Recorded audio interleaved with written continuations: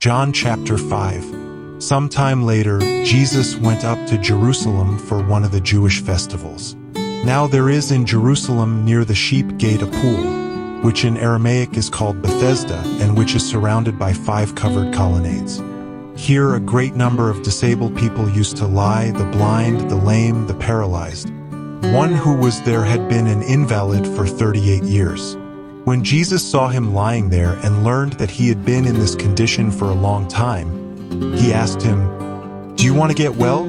"Sir," the invalid replied, "I have no one to help me into the pool when the water is stirred. While I am trying to get in, someone else goes down ahead of me."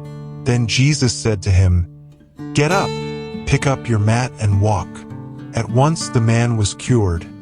He picked up his mat and walked.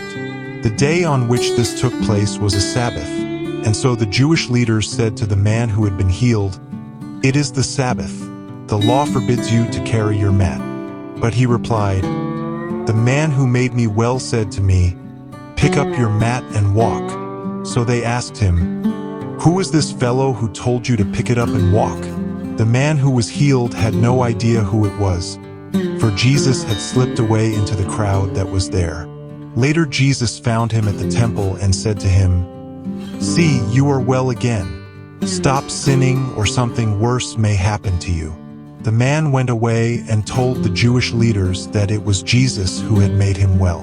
So, because Jesus was doing these things on the Sabbath, the Jewish leaders began to persecute him. In his defense, Jesus said to them, "My Father is always at his work to this very day, and I too am working." For this reason they tried all the more to kill him. Not only was he breaking the Sabbath, but he was even calling God his own Father, making himself equal with God. Jesus gave them this answer, "Very truly I tell you, the Son can do nothing by himself. He can do only what he sees his Father doing, because whatever the Father does the Son also does. For the Father loves the Son and shows him all he does. Yes, and he will show him even greater works than these, so that you will be amazed.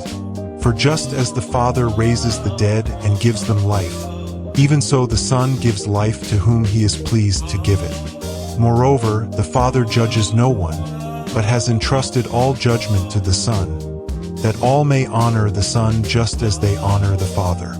Whoever does not honor the Son does not honor the Father, who sent him.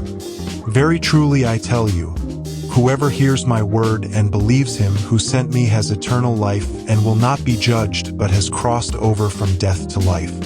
Very truly I tell you, a time is coming and has now come when the dead will hear the voice of the Son of God, and those who hear will live. For as the Father has life in himself, so he has granted the Son also to have life in himself.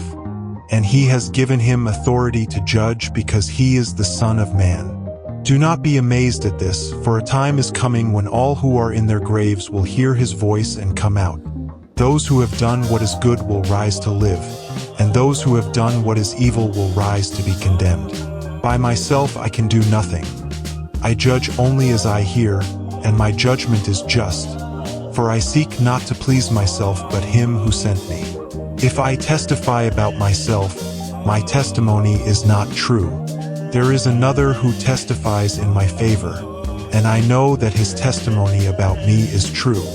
You have sent to John, and he has testified to the truth. Not that I accept human testimony, but I mention it that you may be saved.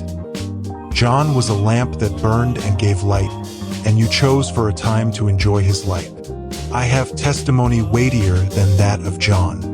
For the works that the Father has given me to finish, the very works that I am doing, testify that the Father has sent me. And the Father who sent me has himself testified concerning me. You have never heard his voice nor seen his form, nor does his word dwell in you, for you do not believe the one he sent. You study the scriptures diligently because you think that in them you have eternal life. These are the very scriptures that testify about me, yet you refuse to come to me to have life. I do not accept glory from human beings, but I know you. I know that you do not have the love of God in your hearts. I have come in my Father's name.